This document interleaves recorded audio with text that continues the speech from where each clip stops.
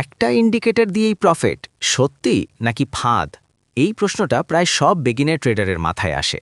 YouTube খুললেই দেখো RSI দিয়ে 100% win rate, MACD secret strategy, only one indicator guaranteed profit. কিন্তু সত্যিই কি এত সহজ? চলো আজকে রিয়েল ট্রুথটা জানি। প্রথমে একটা জিনিস ক্লিয়ার করে নিই, ইন্ডিকেটর খারাপ না, কিন্তু ইন্ডিকেটর একা সাফিসিয়েন্ট না। ইন্ডিকেটর আসলে কি করে জানো?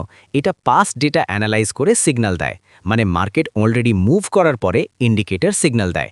এই কারণেই অনেক সময় দেখা যায় তুমি বাই নিলে মার্কেট ডাউন যায়, তুমি সেল নিলে মার্কেট আপ যায়, কারণ তুমি লেট সিগন্যাল ফলো করতেছো। এখন আসি সবচেয়ে বড় ট্র্যাপে, যে ওয়ান ইন্ডিকেটর স্ট্র্যাটেজি।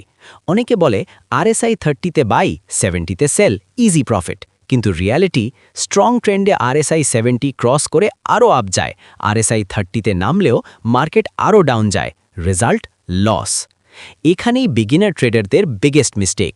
তারা শর্টকাট খোঁজে, তারা ইজি প্রফিট চায়, কিন্তু ট্রেডিং কোনো শর্টকাট গেম না। সত্যিটা হলো, ইন্ডিকেটর শুধু একটা টুল, ডিসিশন মেকার না।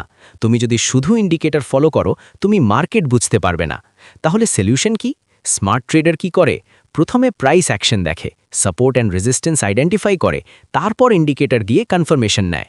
মানে indicator equals helper, main decision তোমার অ্যানালিসিস। ধরো প্রাইস সাপোর্টে এসেছে, আরএসআই ওভারসোল্ড দেখাচ্ছে, তখন বাই নেওয়ার চান্স স্ট্রং। কিন্তু র্যান্ডম জায়গায় আরএসআই ওভারসোল্ড রিস্কি। সফল ট্রেডার কখনো ব্লাইন্ডলি ইন্ডিকেটর ফলো করে না, তারা কনটেক্সট দেখে, পেশেন্স রাখে। মনে রাখো, ইন্ডিকেটর তোমাকে ডাইরেকশন দেখায়, কিন্তু ডিসিশন নিতে হয় তোমাকেই। সো একটা ইন্ডিকেটর দিয়েই প্রফিট না, এটা ট্র্যাপ, কিন্তু সঠিকভাবে ইউজ করলে পাওয়ারফুল টুল। তাই আজ থেকে শর্টকাট খোঁজা বন্ধ করো, মার্কেট বুঝতে চেষ্টা করো, ডিসিপ্লিন মেনটেন করো, তাহলেই তুমি লং টার্মে প্রফিট করতে পারবে। যদি এমন রিয়েল ট্রেডিং ট্রুথ জানতে চাও, তাহলে চ্যানেল সাবস্ক্রাইব করো।